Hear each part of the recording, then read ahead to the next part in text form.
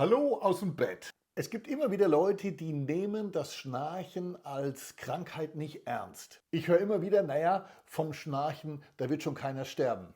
Pustekuchen! Denn Schnarchen ist ein wesentliches Indiz für die Schlafapnoe, für das obstruktive Schlafapnoe-Syndrom, sprich Atemaussetzer während des Schlafs. Und diese Atemaussetzer führen zur Absenkung des Blutsauerstoffgehaltes. Das wiederum sorgt für Bluthochdruck. Und der kann dann wiederum verantwortlich sein für eine Atherosklerose. Das bedeutet also, dass sich Adern zusetzen, Hauptschlagadern verfestigen. Und dann, zack, ist der Schlaganfall nicht weit oder auch der Herzinfarkt. Also kläre dringend ab, ob hinter deinem Schnarchen tatsächlich der Tod lauert. Ich habe darüber ein Buch geschrieben, Schlafapnoe Schnarchen. Das ist das wertvollste Buch am Markt. Ich selber bin Patient, habe sehr, sehr krasse Atemaussetzer während des Schlafes und habe jetzt über diese Erlebnisse und